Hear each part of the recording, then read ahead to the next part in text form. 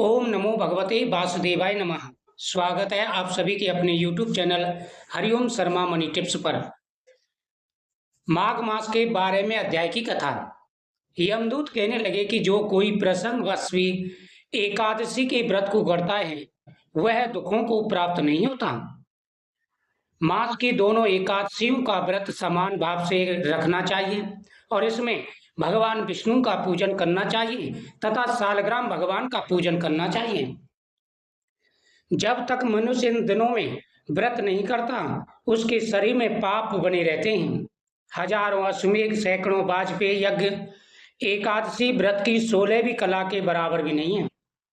एकादशी के दिन व्रत करने से 11 इंद्रियों से किए गए पापों का नाश हो जाता है। गंगा, गया, काशी, पुष्कर, कुरुक्षेत्र, जमुना, चंद्रभागा कोई भी एकादशी के तुल्य नहीं है। इस दिन व्रत करके मनुष्य अनायासी वैकुंठ लोक को प्राप्त होता है।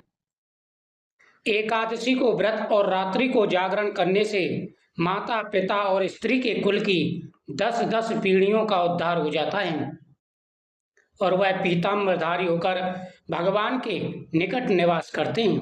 हे विकुंडल, बाल, युवा और वृद्ध सब तथा पापी भी व्रत करने से नरक में नहीं जाते।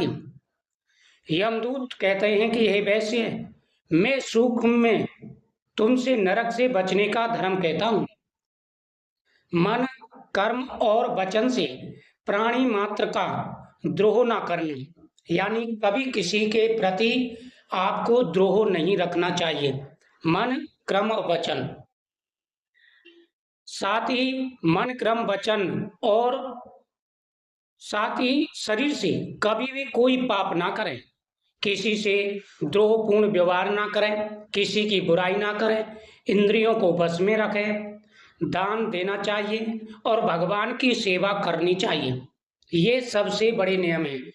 कभी किसी के प्रति ईर्षा भाव ना रखें, मन में भगवान के प्रति श्रद्धा भाव रखें और कभी किसी का बुरा ना चाहें। अगर पूरे नियम के साथ में भगवान की पूजा की जाए तो व्यक्ति की हर मनोकामना पूरी हो जाती है। कभी किसी भी व्यक्ति के प्रति ईर्षा भाव नहीं रखनी चाहिए। भगवान की सेवा करना, नियम पूर्वक वर्णाश्रम धर्म का पालन करना, इन कर्मों के करने से मनुष्य नरक से बचा रहता है। स्वर्ग प्राप्त करने की इच्छा से मनुष्य गरीब भी हो तो भी जूता, छतरी, अन्न, धन, जल कुछ न कुछ दान देता रहे। यदि ज्यादा पैसा ना हो तो थोड़ा बहुत जितना हो जाए थोड़ा बहुत दान पुण्य अवश्य करना चाहिए। दान देने वाला मनुष्य कभी भी यम की यातना को नहीं भोगता। हे विकुंडल, जो व्यक्ति दान करते हैं वह कभी भी नरक में नहीं जाते, हमेशा स्वर्ग में जाते हैं और हर प्रकार का सुख वैभव प्राप्त करते हैं। उनके जीवन में कभी कोई कष्ट नहीं आता, उनके जीवन में कभी किसी भी प्रकार की कोई परेशानी नहीं आती। जहाँ पर रहते हैं तब तक हर प्रकार का सुख भोगते हैं और अंत में वैकुंठ को जाते हैं। बहुत कहने से क्या, अधर्म से ही मनुष्य बुरी गति को प्राप्त होता है। मनुष्य सदैव धर्म के कार्यों में ही स्वर्ग प्राप्त कर सकता है। इसलिए बाल्यावस्था से ही धर्म के कार्यों का अभ्यास करना चाहिए। बहुत से लोग कहते हैं कि हम बुढ़ापे में भजन करेंगे। भजन के लिए कोई उम्र नहीं होती और भजन का अभ्यास जवानी में ही कर लेना चाहिए, क्योंकि बुढ़ापे में भजन नहीं होता।